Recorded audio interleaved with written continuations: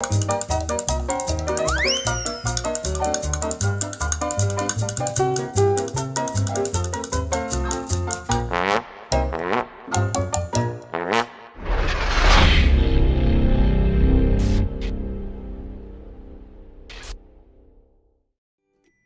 DJNTV show is sponsored by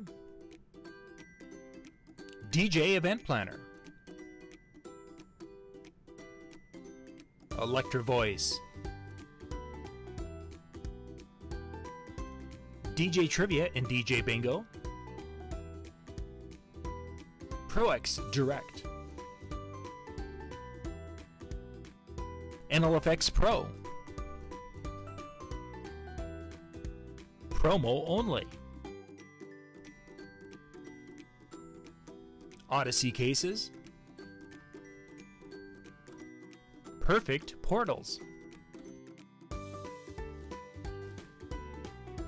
JMOZ Lighting, Instant DJ Requests, and our DJNTV Insiders. This is John Young from DJNTV. Thanks for watching.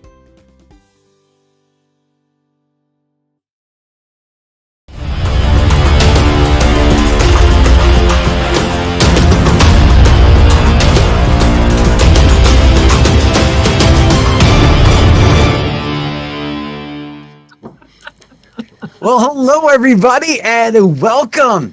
It is Monday night. It is like, I don't know, forever and a day, but it's been wonderful, like enjoying some time and hopefully you had a wonderful fourth and a third. We're ready to go. Because we don't want to discriminate against the third, and then the second is going to feel bad if we wish you a wonderful second, third, or third. Or as my neighbors said last night with their fireworks, Happy July 10th. It's midnight. Pew, pew, pew, pew.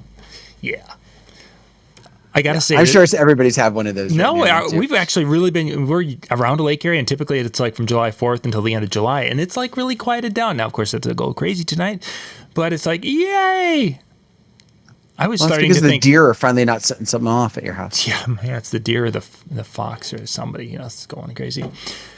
So tonight, it is question and answer night. We did our last one back at the end of May, and you guys, we've had some really good feedback on that and have asked for us to get some questions. A couple of questions were sent in, and some of the other questions are things we've seen commonly online, and we're going to be going through a bunch of those with tonight's show. Before we go into that too terribly far, next Monday night is our monthly DJNTV training night, and next week's show is going to be about leads.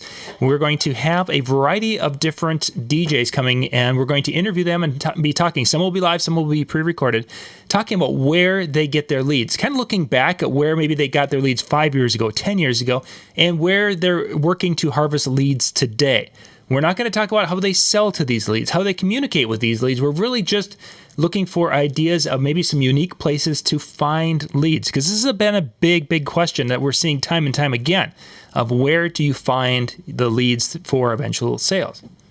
Yes, MJ? I find them under trees. Nice. I know, and I rake them up in the fall and then burn them in a pile. Leads, not leaves. Warming. Oh, okay, fine. Scrappa's there. Thank you, Steve. Robin's with us tonight. Thank you for being with. I should start the chat thing. I'm only looking at one of the chats, and there are many of them. I have them all open. Oh, excellent. They're all saying hi. Also. And then once we're done with tonight's show, they're going to be doing the weekly recording of Hanging with Howie at djntv.com/chill. The show, now, I think we're going to be making Howie's show. It will go live on our channel on Wednesdays. We're going to keep the Tuesday night music show. It's just that the show that goes live tomorrow night at 9 o'clock Eastern will be one from a week or so, a couple of weeks ago. So there's going to be a little lag. If you want to see these shows when they're being recorded, you need to be in djntv.com/chill, the chill room. Monday nights and Tuesday nights at 10 o'clock Eastern. Monday night is Hanging with Howie. Tuesday night is the Tuesday night music show with Brian and Jay and Howie. Jump in there, and then you'll be able to see the recording and then kind of hang out and talk shop with the crew and have some fun on a Monday or Tuesday night. Okay, so that's not gonna open up. I'm not even gonna bother messing around with it because I've got to reset everything. It looks like. So, gentlemen, are we ready for our first question? I got to get things loaded. There we go. Yeah. So I'm going to put our little break in here because it makes it a lot easier for editing.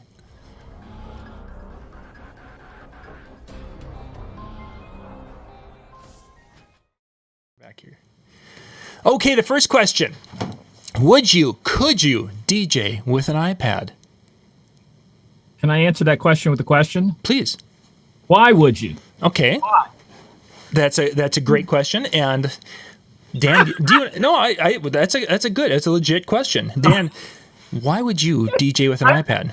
You all missed the whole thing before the show that we're not going to talk about. I'm in a bit of a raw mood lately about things, so most of my answers tonight, this is my disclaimer. Most of my answers are going to be a little rough, but in my opinion, I talked to Dan about this a few weeks ago. That I honestly believe that is the next step in DJing. That people are thinking about, that's going to be the thumb drives. I think it's going to skip past that. I think we're going to get the software companies, Serato, Virtual, and all them make app versions of those, and with the power of a lot of the tablets. There's also the space that they can hold now. I think that's going to be a go-to, especially for the next generation, who a lot of them, that is their only computer, is a tablet.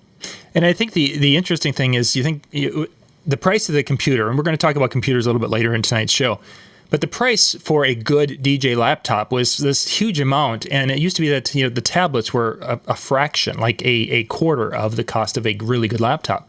And it's interesting how Apple specifically has been able to drive it now where people are spending, we're going to spend $1,200 to buy the next generation of this. And then the next generation of iPad, I might be spending $1,500 to get it all decked out, souped up. Well, now all of a sudden I can get to a laptop for the same amount of money. It's an interesting thing. I think there's going to be a blurred line between the two. So to answer the why, I think price is one thing because you can pick up a second generation or two off iPad Pro, and you can get it for $300-$400. If you watch the marketplace, I picked up an iPad Pro that was one generation off for about a third of the price of a brand new one, and it was very lightly used. So obviously, price and capability are two reasons why people would look into doing that. Now the question becomes why would someone not want to use an iPad? I think the quickest way to answer that would be, kind of what MJ said is that, the software developers, for the ones that we're most familiar with are just not there yet. And so I think a lot of people are a little hesitant. I'm really familiar with Serato. I'm really familiar with Virtual DJ. I don't know iDJ. I don't know, or not iDJ, but I don't know the DJ app as well. So I don't want to make the transition. I don't want to make the changeover to that. And so I think for some people, that's probably what's keeping them to go, not yet.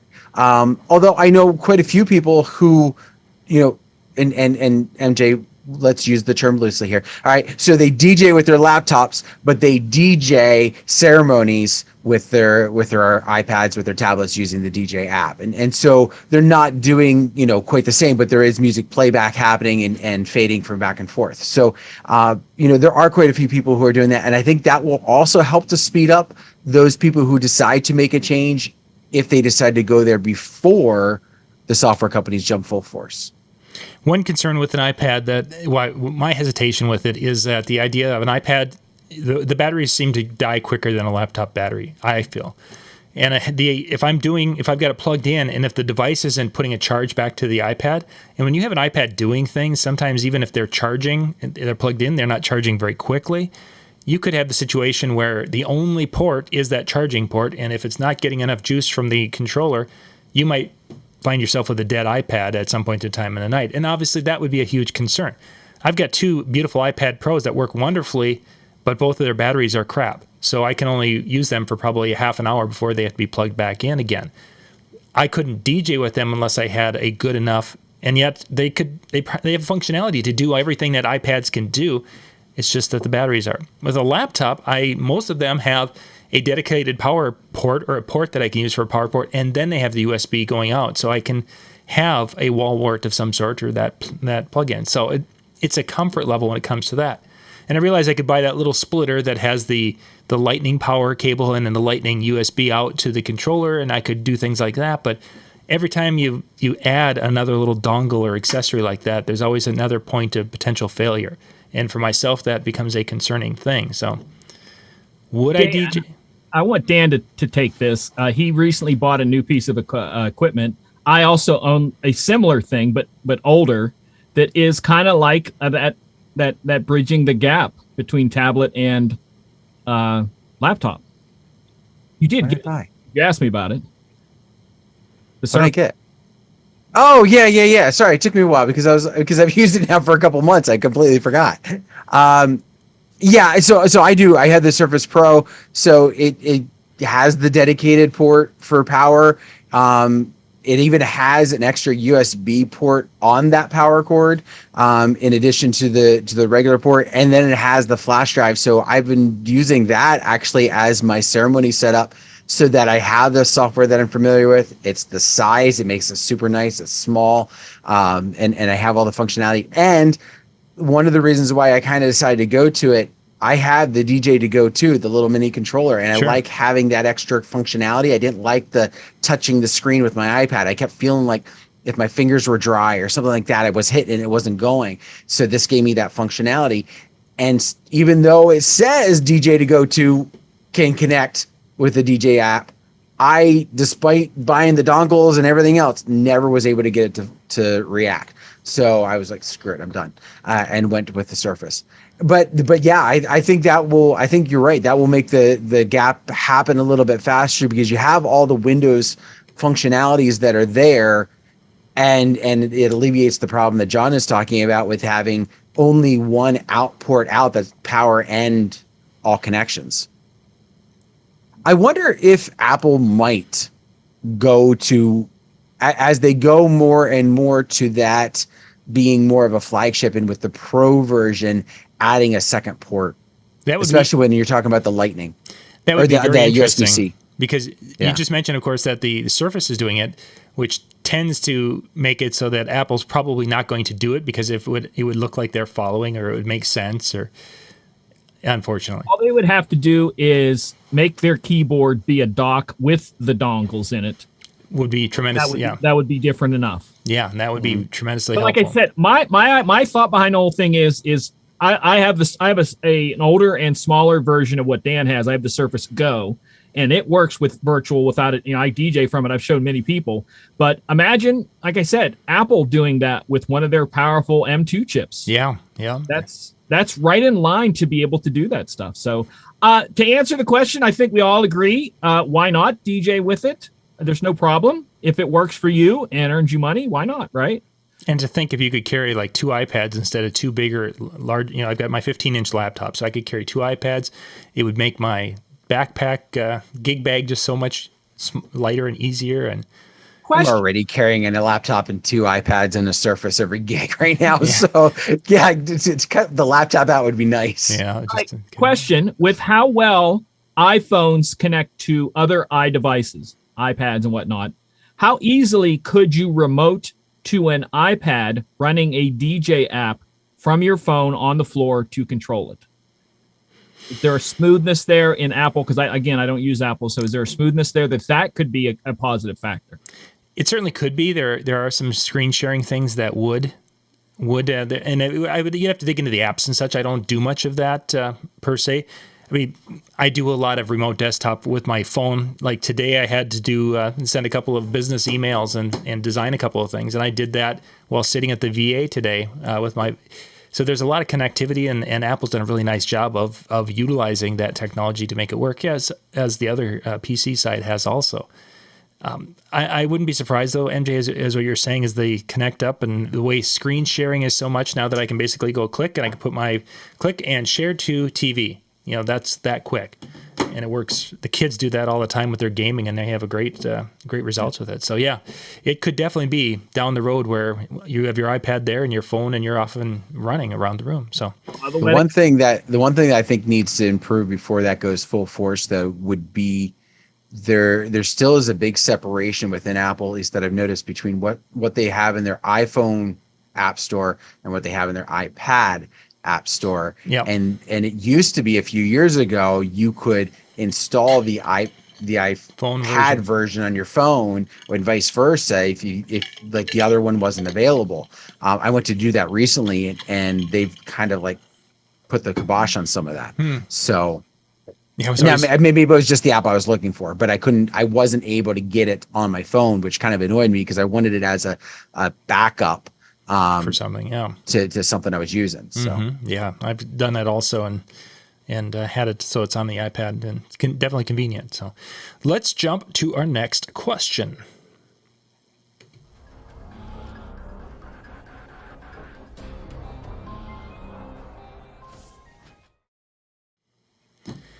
So the Spotify and many of the streaming services have been talked about, but the one question somebody asked is how people are using Spotify with their DJ businesses. And I wanted to kind of get because I've actually been putting thought into this, and this is going to be one of the videos I shoot up at Itasca this weekend.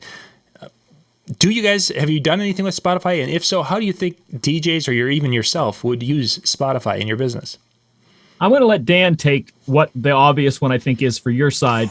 No, because I think you're going to talk on more, because I don't use it for that ever, but I think you guys will. On what I would use it for business is learning new songs, getting into different playlists and charts. That's something where with my side of things, that very much becomes there. And like I said, it's a business write-off. I've said that before. So if you feel you can use it for even just that, that's great. Dan, I think you've seen it on your side with both John and Dan. I don't mean to separate you two, but you know what I mean. Yeah, I'm separating you two in a corner. I thought you were going for the obvious one, which is people just play off of it and don't do anything else with it. And unfortunately, that I want to say unfortunate, because in my gut, there's a problem to that. There's a problem to just playing off Spotify and loading a playlist and hitting play and doing nothing else. So whether you have the paid version or not, that to me, in my gut, it just has a problem with it. So the way I utilize it probably most frequently is with my couples when they're making a request list. They're already using Spotify. They're listening to the music. It's really easy for them to go, oh, I really like that song, and they add it to their playlist. And then it's as simple as saying, hey, you've already been creating this. Send me the link. They send me the link. I now have the request list, and then using different things that I have, I'm able to integrate it into my software in a couple steps, and I have it ready to go. So within that idea of they're already using it, it has taken, what used to be, okay, now they have to type out their songs. Now they have to send it to me as a Word document or as an email. And now I have to, and a lot of that has gone by the wayside just because it's already there and it's already something they're comfortable with. That's one of the ways. The other way is I also will have all of their main songs backed up. I create a playlist of their important songs, and then I hit the download feature, and I've got it stored on the iPad as an extra place for it to be, just in case. I want to throw out something there to add to that, to assist that. There are sites out there where you can transfer playlists from Spotify to other things.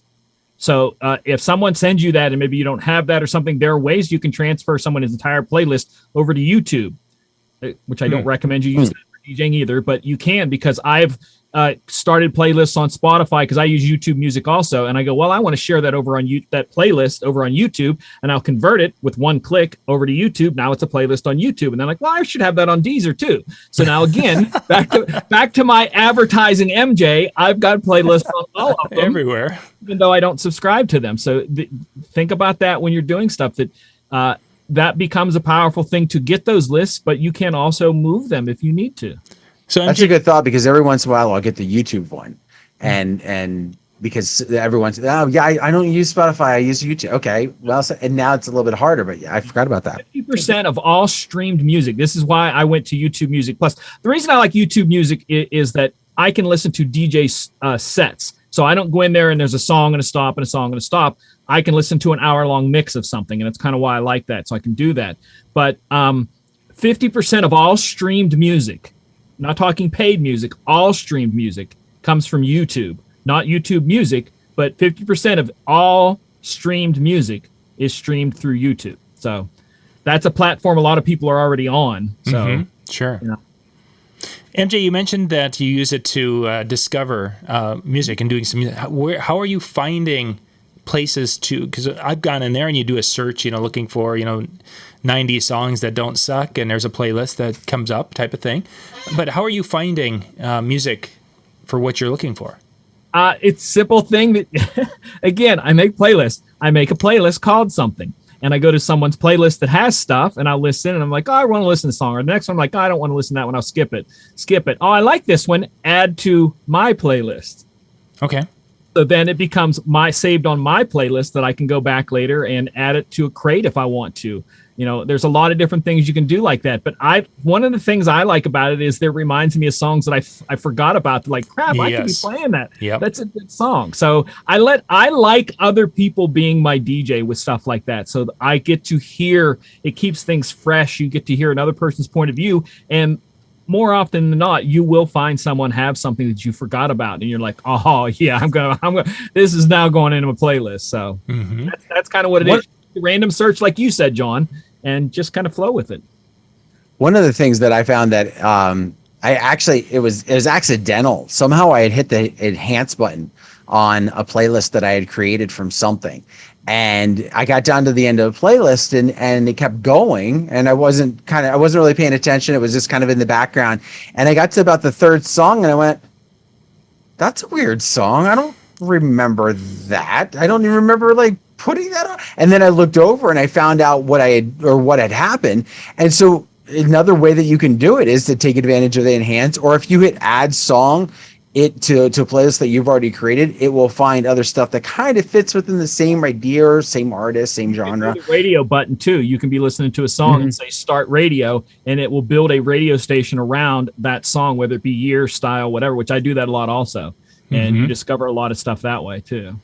And then there's other playlists that are suggested with Spotify, such as the top 50 or the currents or things like that you, if you follow those, they're already automatically just kind of rotated for you. So you do have an opportunity to kind of find something that, breaks the charts, if you will. Yeah.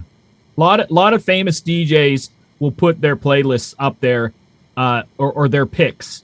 And that's a good way to even just go and say, I love this DJ, what he does. Go and just look at what he picks. And you might find several in there. They're like, I never thought of that. It's better than when I was a young man, and the only way, when I was young, you don't even understand how hard it was. No, seriously, pretty much the only way you really learn songs is number one, if you were part of a record pool, and that meant actual records, what was shoved down your throat by the radio station, or if you had friends that lived somewhere else that would say, hey, you got to check this song, because I can't tell you how many times that I had a friend that I grew up with had cousins that lived in California, and he'd come back visiting them with either a cassette tape or a VHS tape off of the thing and go check out these new songs. Yep. And 4 months later, they were hot. And we had them. I remember we heard some of early Hammer stuff in like the early 80s off a VHS tape that didn't even have the little plastic cover on the top. It was that beat up. So, it's what you're able to find now. I love the fact that we're able to just explore a whole world of music so easily. Yeah, so quickly. Yeah, one of the spots I've been using Spotify myself has been to, like we had the fair where we're doing sound for that fair, and you could put together a playlist, and I could, because it was a hot day and there was sunshine, I wasn't really wanting to, and there was a chance of rain, I didn't want to bring my computer out, so tablet it was, download the playlist, and I could have it playing that Spotify playlist, and with the little adjustments, it wasn't beat mixing or anything to that effect, but it wasn't that type of event. It was that background cocktail type of event, and having that playlist set and going, it worked wonderfully. So there's definitely spots that could be used, but as Dan mentioned, he downloads all the songs and then has them on and that's exactly what I did on a tablet because I was make sure you're saying it's not downloading, he's offlining them. Offlining them, yes, offlining. But so they use the word download. They do, they do. But it is offlining where I have to have the subscription, I have to have the paid for the service and such. Yeah, and offline, you're technically still streaming the song, but you have to use that software to play it. Download means you download that file and you can play it on anything. Yeah, and again, so people know about that, because I had a friend of mine that got a music subscription service way back in the early 2000s on a phone that she had, and she got all these free songs on her phone. Then she switched brands, and like, why can't I take my songs with me? I'm like, whoops, not that kind of thing. Whoops. So just in case. All right, let's jump to our next question, gentlemen.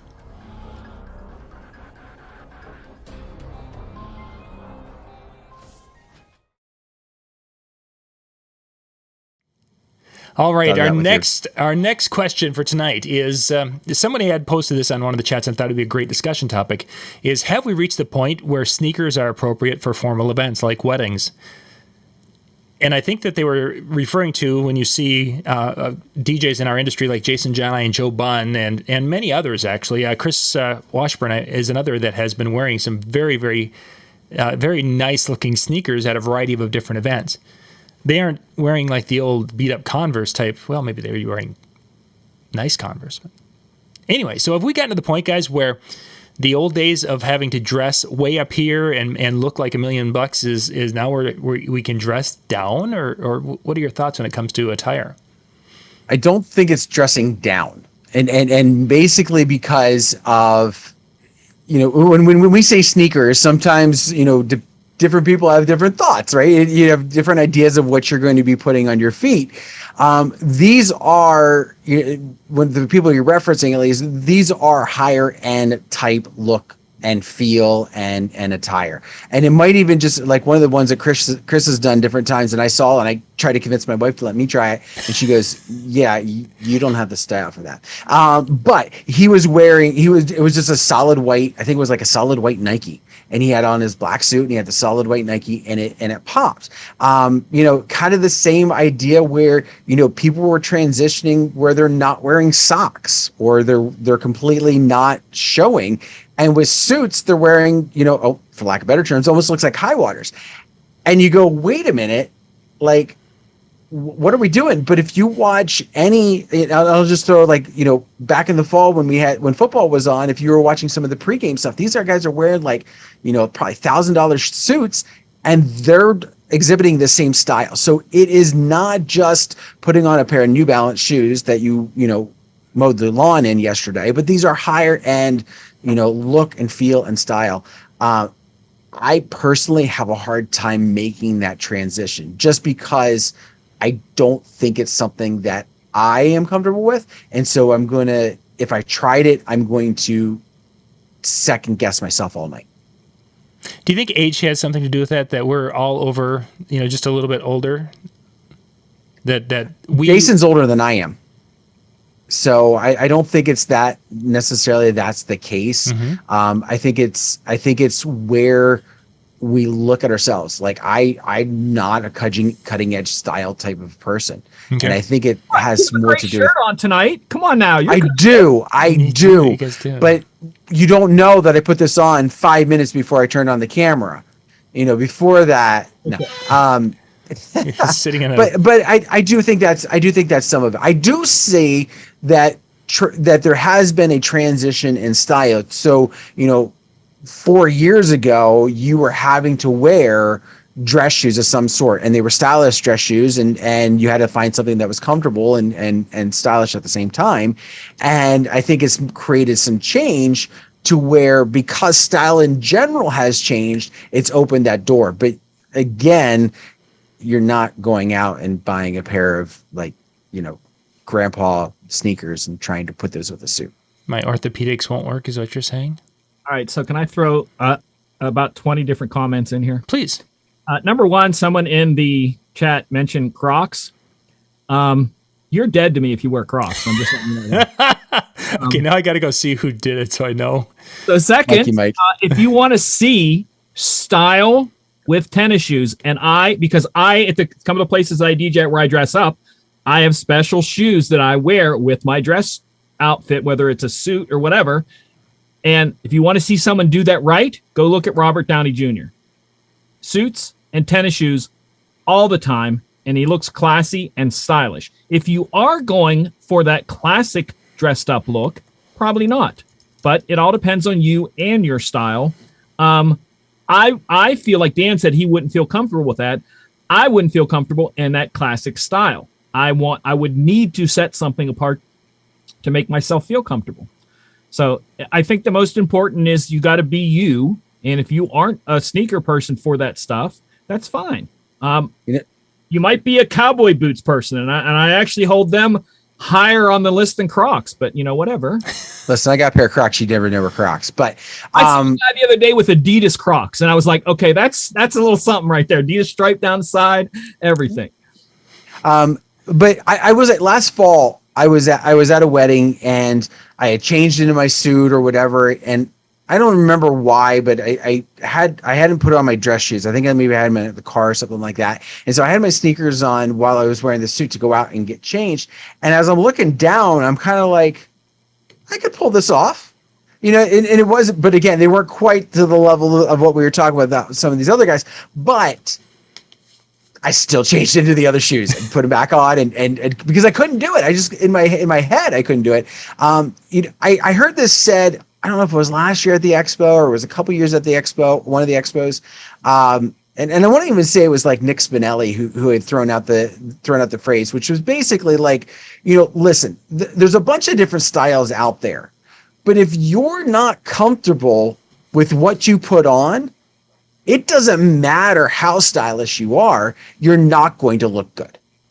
Right? You're not going to be able to have that, part of the reason why it works is because they carry it like it works. That makes and so if you're just like, well, I'm gonna look like them, and you feel awkward, you're gonna look awkward, and you're not gonna look like the person who needs to be wearing that. And that, I think, really is what it comes down to with anything, whether it be sneakers, whether it be the suit that you wear, whether you're wearing a bow tie versus a straight tie. if you're doing that for your events, or a bow tie like John does. Exactly. No, he has it unbuttoned down to like Huey. No. He wears the Huey Lewis. I have to take a drink before I did that. Skinny tie with piano keys on it. Yeah, that would be awesome. That would be. There you go. He can pull that off. Like skinny guys can pull that. Tall skinny guys can pull that off really well, like more than I could. It would disappear on me. It would look like it would look like a bolo. All right, yeah, it would look like a bolo on me. So yeah. All right, let's head to the next question, guys.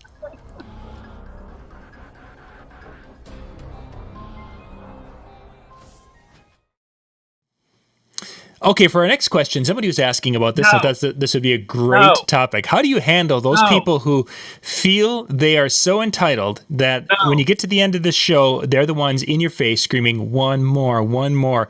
You got to play one more. They are incessant. No. Okay. Dan, do you want to add beyond MJ's? I will say, so I have a song queued up. Let me phrase that. One of the greatest ways, if you're doing private events, one of the greatest ways to get around it is to set up like a private last dance, right? Because then you can't be like one more. I'm sorry, I've got one more, but it's for them, and everybody else has got to leave. And that's a great way to just kind of back that you created this thing about that. Was it you telling that story? Yeah, I didn't create it. I got it from somebody else. Yeah, but we've talked about it on a regular basis. Yes, I do it on a pretty regular basis because it not just for that reason. I kind of work a couple reasons into why, but it makes it kind of nice because then they can't really get at me. The problem is when you don't have that. A lot of times I try and play it off in the venue. Listen, the venue's not going to let us. We're at our time. Like that's it. Or if I know it's a venue that I can keep playing, I have NSYNC Bye Bye Bye lined up. And if they're just like in my face about it, bye, bye, bye. And I use that and I play like 30 seconds of it and then be done. And there's my one more song. I played one more song. I got them to shut up and they, that was funny. That was funny. That's how I handle it. It just to kind of get around it. But I will say the one problem I had one time, I had a venue owner who was a guest at the wedding. And she was I shouldn't phrase it. She was the hotel manager, like the general manager of the hotel. And she was just like, let's keep going. And she was so drunk. And it was just one of those things where I just was like, I felt bad because it was like, I also knew her and I was like, we got to end this. Like, we're not going on. The party needs to end. And I just had to be the bad guy. Yeah. Yeah, that would be a tough situation. I mean, I've had the bar owners or something that if you're going to play here, you're going to be playing, that extra couple of songs, and you're going to do it on your dime, not mine. I've had that on a few occasions, but never had one as a guest like that. That was. But yeah, the usually the venue owners want you out of there because they're paying for their employees to stay longer. Mm-hmm. So usually that doesn't seem to be the case, but there's always exceptions. Mm-hmm. MJ, when you're playing in any of the clubs and such, is it like hard 1 o'clock you're done type of thing, or is there a fudge factor? Well, it kind of depends on where you play, but 90% of the time, if it's really crazy, I will have a manager owner come up and go, last song at a quarter till. A lot of places shut off at a quarter till.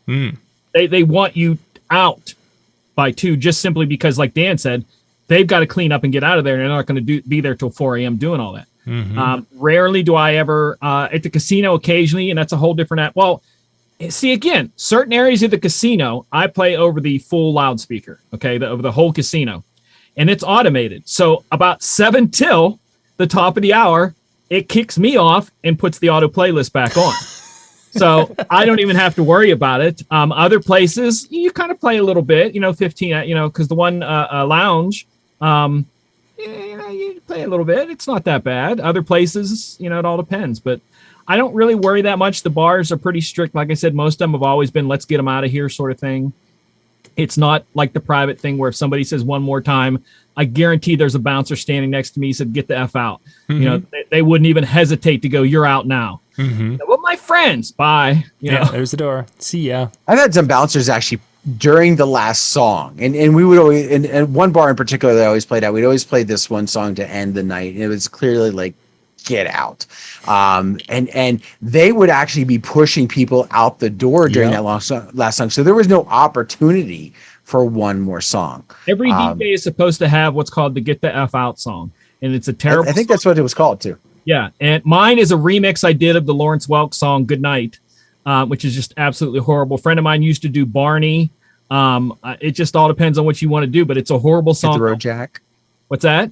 Hit the Road Jack was one I had some friends use. They can't dance to, that they just want to leave, but you can take your headphones, start getting chords up, just.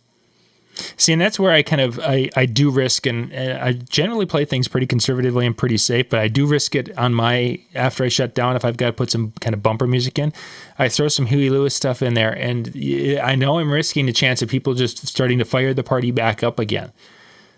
But I keep the volume down, and then so far. What they're going to do? Is that really what they're going to do, is fire the party back up, or are they going to set the music on fire so you don't play it again? Sometimes fire is a fickle thing. Let's go to the next question.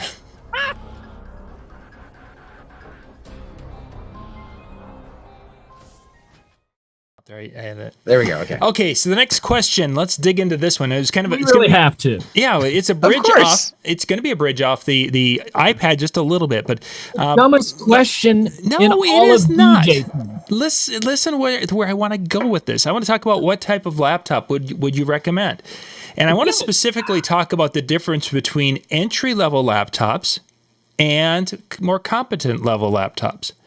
No, so we didn't say brand. I am not talking brand. I'm talking because, like in the Apple world, since I know that one the best, I have my MacBook Air, and then I've got the new the MacBooks. I think there's still a MacBook, and then there's to get into the MacBook Pro, and there's different capabilities. But even in the PC world, you've got the one I can go down and buy at I can go buy one at Walmart.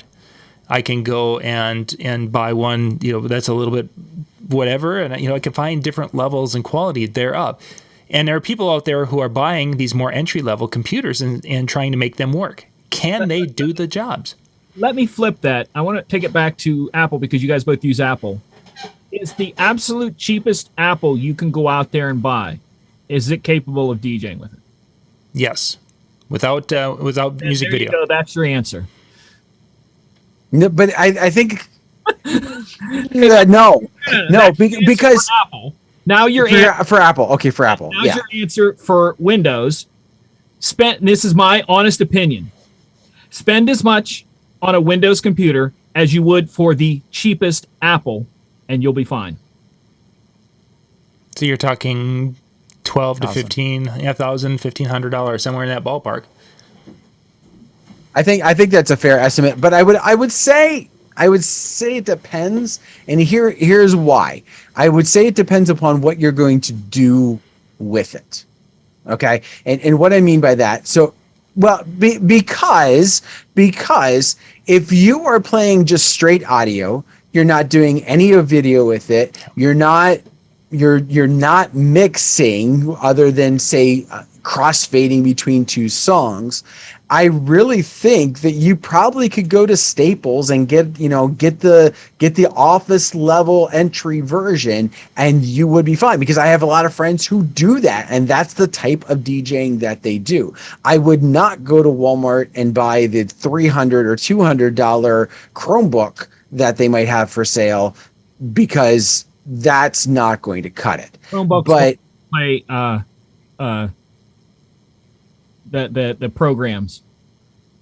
You can't I have install one. You It can't won't do install. programs. well, anyway, I digress. But something like that, the real cheap $200 ones that they have, not Chromebook, with the other ones, don't go that realm. But if you're going to be doing video mixing, if you are going to be playing music videos of any type, you're talking about a whole other level, and would probably be recommended also, if you're looking at longevity with said computer, wanting to get something in the gaming laptop category.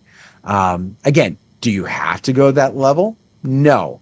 But are you going to potentially have less headaches with lag, video cards, all those other pieces that could create issues at the lower levels?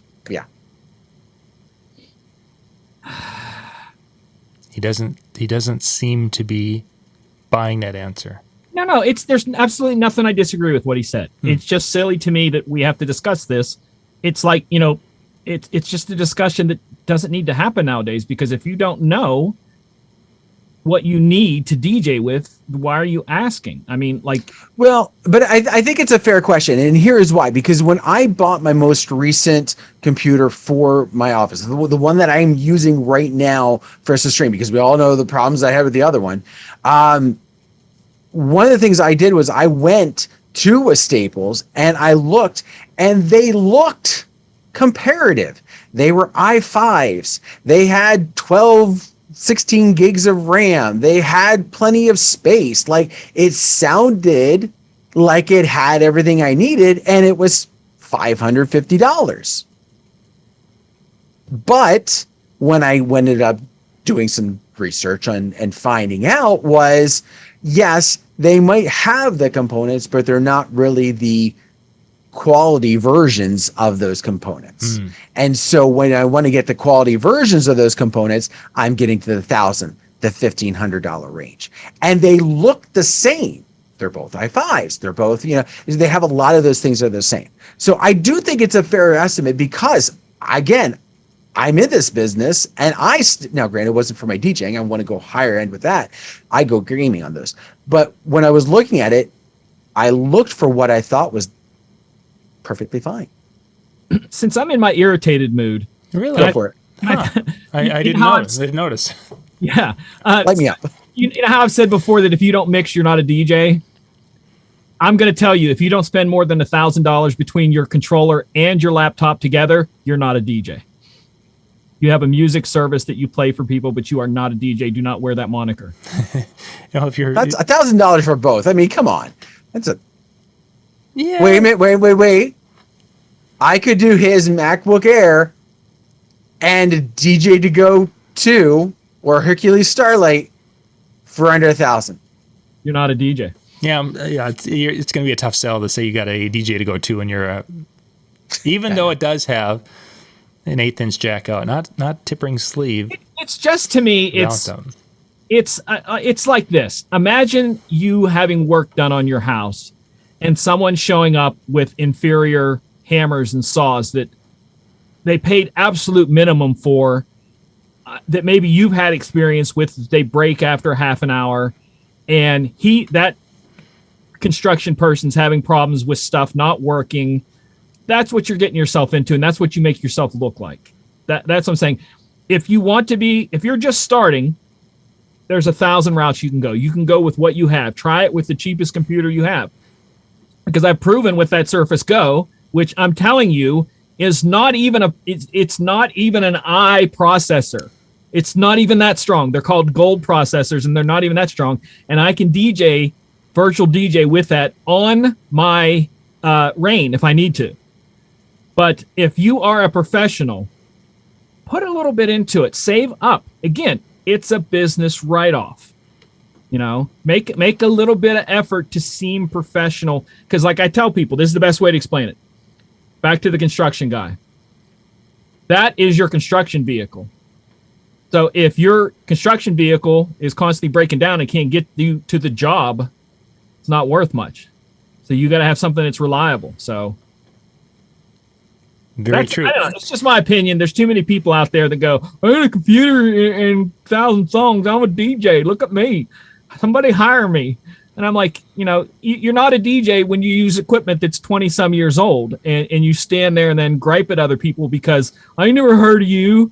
That's just stupid. If you do stuff like that, you're not a DJ. Let's go to our next question here, guys. I'm so sorry.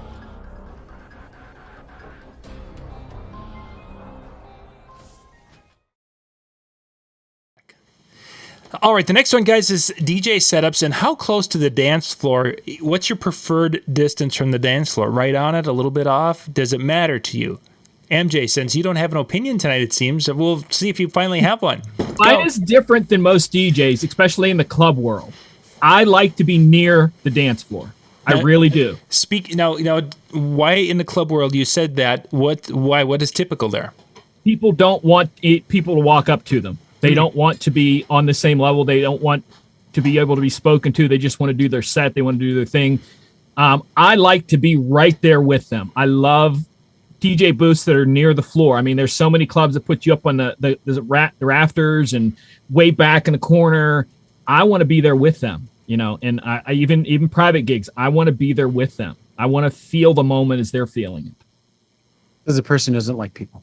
Yeah, he's going to say, wow. It helps me do my job. I'm kidding. I know. I'm kidding. I agree. I'm totally agree that I'm not a people person, but I believe that really helps me do my job better when I'm right there feeling everything that they're feeling. And there was the thing is you're feeling that energy coming from them so much quicker by being that close. Dan, what's your thoughts? I'm very similar. I like to be near the dance floor. I like to be on the edge. One of the things we often see passed around on Facebook is the talk of, oh my gosh, they put the DJ in the corner and the dance floor's over here. And so from a logistics standpoint and the sound standpoint, I want to be there. I want to be by it because it makes my job a lot easier as far as controlling the volume and what I need to do there. But like MJ, I like feeling the energy. I like to be able to, be right there, seeing what's happening and feeling as they're going at it. And if I'm over here removed, I also feel like it's harder to get people to come into this area, right? If I'm over here, why would they want to go over here? Right? I'm not saying they need to come to me, but if that's what's creating the sound, wouldn't they want to be by where the sound is? Some DJs, people don't want to be by them. So, well, that's a difference. Yeah, I agree. But from not the DJ, but the music, right? If the music's over there, I want to be dancing over there. And then there's also some people who just blast it and then they don't want to be anywhere near them because they can't hear. But no, I like to be right there on the edge of the dance floor. And that just makes it easier for me from the control of my sound standpoint, if nothing else. See, I prefer to be a little bit away just because I have that reoccurring weird phobia thing going on where there becomes this uncomfortable eye contact being made by one of the guests and they start looking at you like they're peering into your soul and you're like, oh my God, what's going on? I don't know if I should break the contact and look the other direction or do I continue to look and show weakness if I look away? I have that. All you got to do is do this, John. They will walk away. Or Lori will smack him. One of the two. I don't know. Or that, yeah. No, I like Dan said, like I can't express it because to me that's just really important because I want to be a part of their party. I know it's my job to lead the party, but I want to be right there with them. And I think if I'm there that close where they can feel my energy, that will help get them started too. Oh, for sure. That's a huge part of it that we talk about when we were training DJs is that we bring the energy early in the night to get the crowd moving. And then once they start moving, then we feed off that energy. And that's been something that's just ask somebody, hey, I didn't get to have a piece of cake. Can you grab me a piece of cake? Yeah. Well, and if you're also the MC side, so if you're doing both, like if you're the one person and you're doing both sides, and this is another argument and probably a question that we could talk about at some point is, where do you stand if you're emceeing? But, a lot of the proponents is that you should be on the floor, when you're doing your microphone work. And so close proximity really helps that. Certainly would. You have to go be on the floor. Okay, now I got to go push a button. Now I got to come back out and do something else. Like doing that, it helps, being, especially if you're close. All right, gentlemen, we're going to do one more question, and then after that, it is time to head everyone back or head over to Howie. So we'll be right back here with our final question tonight.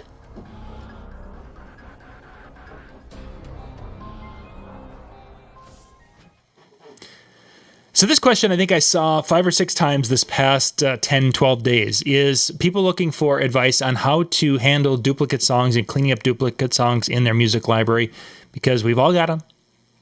And we've talked about it before, but we want to make sure we hit it again tonight because it has been a very big question. So, Sean, can you say duplicate song one more time, please? Duplicate song. He duplicated the duplicate song. That I'm redundant, that I repeat myself, that I say the same things over and over. We don't want to do that.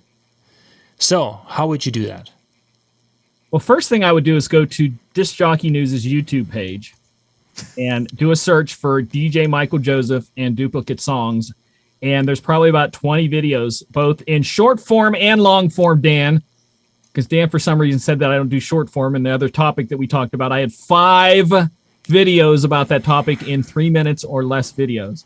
So that's the first thing, because I honestly think it's going to be a little bit different for everybody. I don't think there's one set way to do it, because you might like to look at what songs are duplicates and you might want to keep some of them, or somebody else would be like, I just want them out of there, or you might want to keep some. So how elaborate is of a process is it, MJ? Is it something that a person can do in an hour, in a day, in a multi-session time? I think the best way to do it, and this is going to be, everyone's going to disagree with this, but as you're searching for a song, if 5 versions of it come up, somehow mark them to be later deleted. So if you, like for me, with virtual, I search Girls Just Want to Have Fun. And I have 8 versions of them, and I've only played 3 versions of it. The rest of them have 0 plays in the past 10 years. There's a good chance I don't need the other ones. Right. So I'll mark them somehow to maybe go look at later, and then, So I think it's going to be a little different for everybody. But you're really recommending that, the best, most foolproof way is the old listen to it. Nope, don't like that version, and dump it. I mainly meant as in while you're searching for songs, while you're DJing, because if you try to just jump in and find duplicates, you might push yourself over the limit once you find out how many duplicates you have. Because I get overwhelmed that way. Yeah, so I just do it as I search for something. So if I do a search for something and 5 versions come up, because virtual you can colorize them, I'll colorize them yellow and then go back and later on pick which ones I want. That makes sense. I think one of the things that is often misunderstood, and this I think really is what gets at the question that we end up getting with this. It's not that somebody's looking for the way to do it, and MJ, you obviously provided a way to do it. I think what a lot of people are looking for is a program that they can put their hard drive in, and it will spit out all of the duplicates for them, and it does it in one step. And there are programs out there that can help with that. But I think what still creates that problem is, I got this song from this pool and they label their music this way. And I got this song from this pool and they label their music this way. And I got another one that I bought from Amazon because the other pool didn't have it when I first needed it. And so now I've got 3 versions of essentially the same song, but they're not labeled the same way. So finding them to delete the duplicate becomes the problem. And so I think that's where MJ's talking about, until you run into it. But even at that, I think sometimes it becomes a problem because, so for example, I'll have mine, and because of how I have my categories within virtual, I don't necessarily know which is the better copy. And so by the time I get home, I'm like, oh yeah, what was that? And I just don't search. And so I marked them yellow because I'll never remember which one it was that I was thinking about. Like, what song did I have 12 versions of? Mm-hmm. And so one of the things that I've done, or I've tried to do is, and I do this within Windows, is I will have a column that's by the artist, and then I will sort by the artist, because regardless of where it came from, that tag piece is usually correct. at least close enough. And then that will group the ones. And then I can look at the other elements that help me decide and just listen. And I know I've got duplicates because I've got something that came out in December of this one and January over here. And because of how I have my stuff organized, it ends up being in two different spots. And that's just one of those things where if you are that worried about it, search MJ's videos, because there's going to be ways to get into it, but it's not something that we're going to cover here in 7 minutes before Howie's show. Like Dan talked about the programs that do stuff like that. There are quite a few that do very well, but there is a very good chance that if you let them do it all on its own, it will delete something that you don't want deleted. That's why I suggest doing the other way. People have asked me that so many times. There is no snap your finger, everything's great sort of thing. It's just not like that. Without you, but I think that's what everybody wants, and putting your eyes on the things and your ears, whichever way you want to do that. It's just, and half the time I end up going through them and going, well, they're all a little different, so I'm going to keep them all anyway. This one has that intro that I forgot about. I'm going to have to use that next time. So I could use it. I honestly don't believe there's, like Dan said, that's what people are looking for. If somebody has that snap version, tell me, I'll pay you for it. Yeah. But I think if we're also talking, because we just talked about duplicates of the same song, let alone so-and-so's edit versus so-and-so's edit versus so-and-so's remix, and that comes down to a lot of personal preference. But how many you keep, as MJ said, if I've heard other people say this, if you go a year and you've never played it, there's a good chance maybe you don't need it. Or if you're, I don't play out that often. Okay. Then if you've gone 2 years or 3 years and you've never played it. Okay. Is it really something you need to have, at least in your main drive? I'm saying this to a very dear friend of mine. I doubt he's watching, but he's a dear friend, just had a birthday recently. If you travel around with 12 terabytes of music, you need to work on your setup. That's all I'm saying. Yeah. When I asked him, what do you think if you really legitimately pared it down to what you think you just need? He said, I don't know, maybe 5 terabytes. Oh, geez. I'm like, he goes, well, how much you have? I said, I have about 1/4 of a terabyte. It's all I travel with. Wow. I think it's actually now just over 1/4 of a terabyte. Oh, so. You're just going crazy. I have. Gentlemen, let's wrap things up for tonight. So tomorrow night, then there will be the recorded version of the Tuesday Night Music Show, which will go live at 9 o'clock. We'll be coming back with Tuesday Night with Ben Stowe after Labor Day, so we'll be starting it up in the fall. We actually have 2 or 3 new shows that are going to be starting up this fall that you guys are going to be able to check out. You probably caught last week that PHDJ they've wrapped up, so they are no longer on Thursday. We're going to be bringing a Thursday morning show in here in a couple of weeks. I believe it'll be about 2 weeks out. We'll get you more information on that. But then this fall, we've got a couple of new ones that'll be joining our channel after Labor Day. So tomorrow night, you'll have the 9 o'clock will be the recorded session from the music room. Then the live recording is going to happen at 10 o'clock at DJNTV.com/chill. And then Wednesday night at 9 o'clock, because I don't think, MJ, you're not going this week, are you?